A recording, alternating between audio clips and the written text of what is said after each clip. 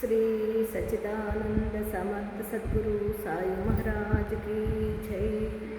సాయి బిడ్డలందరికీ కూడా సాయినాథన్ ఆశీర్వాదాలతో మనము 4వ అధ్యాయము చివరిలో కొంచెం ఉందండి, దాని వివరణ తెలుసుకుని 5వ అధ్యాయంలోకి వెళదాము. మనం ముఖ్యంగా ముందుగా మీకు చెప్పబోయేది ఏమనగా, సాయినాథన్ ఆశీర్వాదాలతో ఈ మందిర నిర్వహణ జరిగిన తర్వాత 2005 మందిర నిర్వహణ జరిగిన తర్వాత కానించి ఒక దగ్గర 10 years వరకు నేను సీతారాముల కళ్యాణం జరిపించుకుంటూ ఉండేదాన్ని. సామూహిక సీతారాముల కళ్యాణం జరిపించేదాన్ని భక్తాదులతో. మరి ఈ సంవత్సరం నుంచి నేను స్వామివారికి ఇలాగ అలంకరించుకుని మీకు కనిపిస్తూ ఉంది. సీతారామ విగ్రహాలు ఉన్నాయి. వీటికి కళ్యాణం చేసేదాన్ని. నాకు కొంచెం ఓపిక నశించి ఆయనకి అష్టోత్తరము పూజా కార్యక్రమాలు చేసుకుని భక్తాదులకి తీర్థ ప్రసాదాలు ఇవ్వాలని నిర్ణయించుకున్నాను. ఇది బాబా ఆశీర్వాదము. అయితే మనము కరెక్ట్గా 4వ అధ్యాయంలో శ్రీరామనవమి ఉత్సవం గురించి ప్రస్తావన వస్తుంది. నిజంగా ఇది బాబా గారు మనకిస్తున్న ఆశీర్వాదము.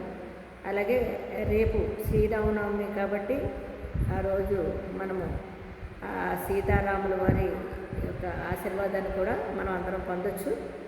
అలాగే సాయినాథుల వారి ఆశీర్వాదంతో చాలా వరకు రేపు నిజంగా నవమి అంటే రాముల వారి పుట్టినరోజు, ఆయనకి కళ్యాణం ఒకే రోజు జరగడం విశేషము. దాన్ని పురస్కరించుకుని ప్రతి ఒక్క సాయి బిడ్డలు కళ్యాణ చేయించుకోలేదు అనుకోకుండా కూడా ఇంట్లో కూడా మీరు చక్కగా సీతారాముని యొక్క అష్టోత్తరం చదువుకుని మీరు పూజా కార్యక్రమం నిర్వహించుకోవచ్చు. సాయిరామ్. మనము ఇప్పుడు 4వ అధ్యాయంలో కొంచెం ఉందండి, లాస్ట్లో చెప్పుకొని ప్రస్తావించుకుని 5వ అధ్యాయంలోకి వెళదాము. సాయిరామ్. నిన్న కొన్ని వసతి గృహాల గురించి చెప్పుకున్నాం. లాస్ట్లో 3 వసతి గృహాలు ఏర్పడ్డాయి. అప్పటికే 1909వ సంవత్సరం కాకాశ్రీడి పోయిను. బాబా దర్శన మాత్రమున అమితానందభరితుడయ్యి షిరిడీలో నివసించుటకు నిశ్చయించుకున్నాను. తన కాలు కుంటిపడిందని చెప్పుకున్నాం కదండి, ట్రైన్ నుంచి దిగుతున్నప్పుడు. అప్పుడు ఆయన కుంటితనం కన్నా నా మనసులో ఉండే కుంటితనాన్ని నువ్వు తొలగించాలి బాబా అని వేడుకోవడం జరిగింది. ఆ తర్వాత దాదా సాహెబ్ కాపాడితేకు తన ఇంటికి పోవాలని నిశ్చయించుకున్నప్పుడు బాబా గారు ఆయన పర్మిషన్ ఇవ్వడము, ఆయన ఇంటికి వెళ్తాడు. అలాగే చావడిలో సేజహారతి కూడా ప్రారంభమవుతుంది. దీక్షిత్ వాడ పూర్తి అవుతుంది. 1911వ సంవత్సరంలో శ్రీరామనవమి సమయమున శాస్త్రోక్తంగా, అంటే అప్పటికి కంప్లీట్ అవ్వాలనే ఉద్దేశంతో కొంచెం పెండింగ్ పనులున్నా కూడా దాన్ని అంటే గృహప్రవేశంలాగా చేస్తాం కదా, దాన్ని ప్రారంభం చేశారండి. తర్వాత కోటీశ్వరుడును నాగపూర్ నివాసేకు బూటి మరియు ఒక పెద్ద రాతి మేడను కూడా మళ్ళీ నిర్మించడం జరిగింది. అతడు చాలా ద్రవ్యంను కూడా వెచ్చించారు, అంటే చాలా డబ్బులు ఖర్చు పెట్టారు.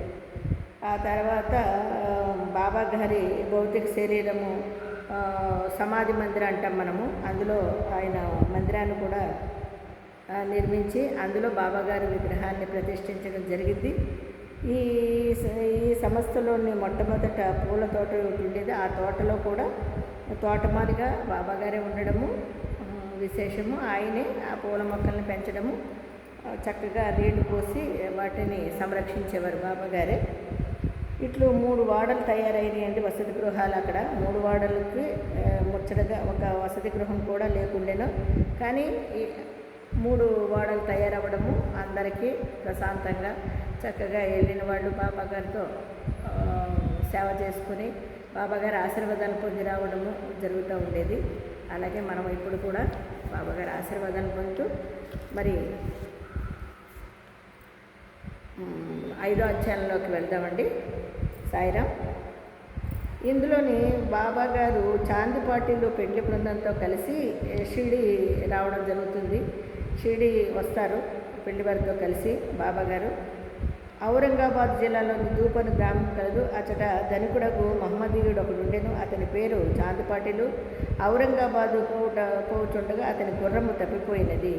2 మాసములు వెతికినను దాని ఎంతో దొరకలేదు. అతడు నిరాశ చెంది భుజముపై జీను వేసుకుని ఔరంగాబాదు దూపు గ్రామమునకు వస్తాడండి.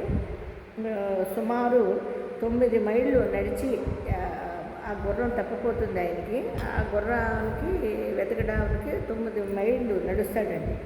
నడిచి వచ్చి అక్కడ చూస్తాడు, ఒక మామిడి చెట్టు కింద ఈయన కూర్చుని ఉండడం బాబాగారు.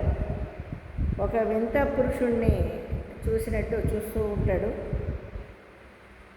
బాబాగారు తలపై టోపీ, పొడగైన చొక్కా ధరించి ఉండడము ఈయన గమనిస్తుంటారు, ఎవరు ఈయన అని. సరే, చూసిన తర్వాత ప్రయత్నంగానే సంకలో సటకా పెట్టుకుని చిలుము త్రాగుటకు ప్రయత్నించుతుండెను. దారి వెంట పోవు చాందుపట్టిని చూసి అతనిని పిలిచి చిలుము త్రాగి కొంత తడవు విశ్రాంతి తీసుకునమని పిలుస్తారండి బాబాగారు. ఆయన చాందుపట్టిని పిలిచి, నువ్వు విశ్రాంతి తీసుకున్న తర్వాత అప్పుడు నీ పని చేసుకుంది, కానీ నువ్వు ముందు చిలుము తాగి కానీ రా అని చెప్పి చిలుము తాగడానికి బాబాగారు ప్రయత్నిస్తూ ఆయన్ని పిలవడం జరుగుతుంది. ఆయన వస్తారండి. అది తాను పోగొట్టుకున్న నువ్వు దేనికోసం వెతుకుతున్నావని అడుగుతారు బాబాగారు. జీను అంటే గుర్రం పేరు, పోగొట్టుకున్న గుర్రం పేరు. నాకు అది తప్పిపోయింది, దాన్ని వెతుక్కుంటూ వచ్చాను అంటారు చాందిపాటిల్ గారు. ఆ దగ్గరలో ఉన్న కాలువ ప్రక్కన వెతకము ఫకీరు చెప్పింది. ఆ పక్కన బాబాగారు చెప్తారు, ఆ పక్కనే వెతకని. అప్పటికే చాలాసార్లు వెతకడము అయినా అక్కడ లేకపోవడం చూశారు. కానీ బాబాగారు చెప్పారు కదా, వెళ్ళి చూశాడు. అక్కడ గడ్డి మేస్తూ గుర్రం కనిపిస్తూ ఉంటుంది.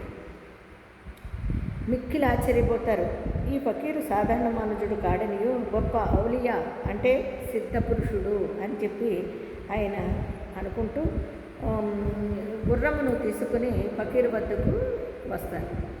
మళ్ళీ ఆ గుర్రాన్ని పట్టుకుని ఫకీరు వద్దకు వచ్చి చిలుము తయారు చేస్తూ ఉంటారు బాబాగారు.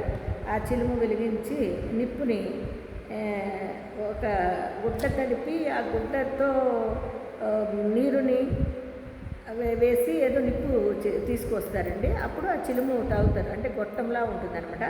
అందులో వారు కొంచెం గంజాయి అట్లాంటివి వేసుకుని అది తాగుతూ ఉండేవారు అనమాట, పొగాకు. అయితే ఫకీరు సటకాను భూమిలోనికి గుచ్చగా నిప్పు వచ్చెను. మరలా అక్కడ సటకాతో నేలపై మోదగా నీరు వచ్చెను. ఫకీరు చాపి గుడ్డ అంటే చిన్న గుడ్డ ముక్క తీసుకుని దాన్ని తడిపి నిప్పుతో చిలుమును విరిగించెను. అటులా సిద్ధమైన చిలుమును ఆ ఫకీరు తాను పిలిచి తర్వాత చాందిపేటలకు కూడా ఇస్తారు. ఇదంతా చూసి చాందిపేటలో ఆశ్చర్యపడతాడు. ఆయన నేల మీద కొట్టంగానే ఒకసారి నీరు వస్తుంది, ఒకసారి నీళ్ళు వస్తాయి. ఆ తర్వాత దాన్ని రెడీ చేసుకుని ఆయన చిలుము రెడీ చేసుకుంటారండి. ఈ విధంగా చూసేటప్పటికి ఆశ్చర్యపోతూ ఉంటాడు. ఫకీర్ను తన గృహమునకు అతిథిగా రమ్మని చాందపాటెలు వేడెను. ఆయన్ని అప్పుడు ఏం చేస్తారు, మీరు తప్పకుండా మా గృహానికి రావాలి అని బాబాగారిని వేడుకుంటారండి ఆయన. ఆ మరుసటి దినమే ఫకీరు పాటీలు ఇంటికి పోయి అచ్చట కొంతకాలమును ఆ పాటీలు గ్రామంకు మనసుబు అతని భార్య తమ్ముని కొడుకు పెండ్లికి సమీపంలో పెండ్లి కూతురుది సిరిడి గ్రామము రావాల్సి ఉంటుంది. ఎలాగంటే ఆయన రమ్మంటారు, సరే అని చెప్పి ఆ మరుసటి దినము ఆయన వాళ్ళ గృహానికి వెళ్ళడం జరుగుతుంది. కొన్ని రోజులు ఉంటారండి అక్కడ బాబాగారు ఆయన దగ్గర ఉండి. ఆ తర్వాత ఏమవుతుందంటే భార్య తమ్ముడు పెళ్ళి అవుతుందండి. ఆయన భార్య తమ్ముడు పెళ్ళి అయితే ఆ పెళ్లి పొందడంతో పాటు షిరిడీలో అమ్మాయి అనమాట. ఆ అమ్మాయిని చేసుకోవడానికి షిరిడీ రావాలి. అందుకని వాళ్ళ బండిలో అప్పుడు గుర్ర బండిలాగా 2 ఎడ్ల బండ్లు ఉండేయండి. మరి ఇప్పుడంటే కార్లు, వ్యాన్లు, జీపులు, బస్సులు వచ్చినాయి. అప్పుడు అవి బండే అద్భుతం అనమాట. కాబట్టి బండిలో బయలుదేరుతారు వివాహానికి షిరిడీ నుంచి. కొద్ది రోజులు బాబాగారు ఆయన దగ్గర వాళ్ళ ఊరిలో ఉండడం జరుగుతుంది అనమాట. అలాగా పెళ్లి కూతురుతో షిరిడి గ్రామము భార్య తమ్ముడు పెళ్లికి ఆయన షిరిడి రావడం జరుగుతుంది. అందుచేత కావలసిన సన్నాహాలు చేసుకుని పాటీలు షిరిడి ప్రయాణం అయ్యారు. ఈ పాటీలు గారు ఏం చేస్తారంటే ఇంకా షిరిడి బయలుదేరుతారు. ఆ పెళ్లి వారితో కలిసి ఈయన బాబాగారిని కూడా, అంటే ఫకీర్ అనేవారండి ఆయన్ని అప్పట్లో, ఈయన్ని కూడా తీసుకుని బయలుదేరుతారు. అప్పుడు అది ఎట్టి చిక్కులు లేక వివాహం జరిగిపోతుందండి. ఆయన బయలుదేరిన తర్వాత వివాహం అవుతుంది. వివాహం కూడా ఎటువంటి ఇబ్బందులు లేకుండా జరిగిపోతుంది. పెండ్లివారు తూర్పు గ్రామం తిరిగి వెళ్ళి ఫకీరు మాత్రం షిరిడీలో ఆగి అచ్చటనే స్థిరముగా ఉండిపోయారండి. అప్పటి నుంచి బాబాగారు ఏం చేశారంటే ఆయనతో రావడము, అది అక్కడే బాబాగారు ఉండడము జరుగుతుంది. అయితే బాబాగారికి సాయినామం రావడానికి ఇక్కడ పెండ్లివారు షిరిడీ చేరి బండి దిగుతుంటున్నప్పుడు ఆ సమీపంలో ఉన్న భక్త మహల్సాపతి ఖండోబా మందిర పూజారి గారు, ఆయన మహల్సాపతి గారు ఈ బండి దిగుతున్న ఈయన్ని చూసి ఆవో సాయి అని పిలవడం జరుగుతుంది. అప్పటి నుంచి ఫకీరు ఈయన్ని సాయి అని ఆ నామం వచ్చిందనమాట. అప్పటి నుంచి సాయి నామాన్ని మనం పలుకుతూ ఉన్నాం. అలాగా ఈ పొలంలో ఉన్న మర్రి చెట్టు కింద బస చేసేది. ఖండోబా మందిరంకు తగిలేన్ని ఖాళీ జాగాలో బండ్లు విడిచి బండ్లలో నుంచి ఉన్న వారిలో తర్వాత ఒకరిపై ఒకరు దిగుతూ ఉన్నప్పుడు ఈ మహల్సాపతి గారు బాబా గారిని ఇలాగా ఆహ్వానించడము, రండి సాయి అని స్వాగతించడము, తక్కిన వారు కూడా ఆయనను సాయి అని పిలవడము. అప్పటి నుంచి వాడుకగా సాయి అని ఆయనకు ఒక నామం వచ్చేసిందండి. అంత ముందు మనం చెప్పుకున్నట్టుగా ఫకీర్ అని. అది మొదలు వారు సాయిబాబాగా ప్రఖ్యాతులయ్యారు. అప్పటి నుంచి ఇతర యోగులతో సావాసము. సాయిబాబా షిరిడీలోని ఒక మసీదులో నివాసం ఏర్పరచుకొని బాబా షిరిడీకి రాక పూర్వకమే దేవీదానుస్సు అను యోగి షిరిడీలో ఎన్నో సంవత్సరం నుండి నివసించుచుండెను. బాబా అతనితో సాంగత్యమును చేసుకుంటారండి. బాబా గారు అక్కడ ఒక పాడుపడ్డ మసీదులోకి రావడము, అక్కడ ఉండడము జరుగుతూ ఉంటుంది. అతనితో కలిసి కొంతకాలము మారుతి మందిరంలోనూ చావడిలోనూ ఉండేది. ఎవరితోని? ఒక సాధువుతో. అంటే అతని బాబా షిరిడీలో ఎన్నో సంవత్సరాల నుండి నివసిస్తారండి ఒక సాధువు. ఆయనతో పాటు బాబా గారికి సాన్నిధ్యం ఏర్పడుతుంది అతనికి. అతనితో కలిసి కొంతకాలం మారుతి మందిరంలోనూ చావడిలోనూ ఉండేది. కొంతకాలం ఒంటరిగా ఉండేది. బాబాగారు కొంతకాలం ఒంటరిగా ఉన్నారు, కొంతకాలం అతనితో ఉన్నారు.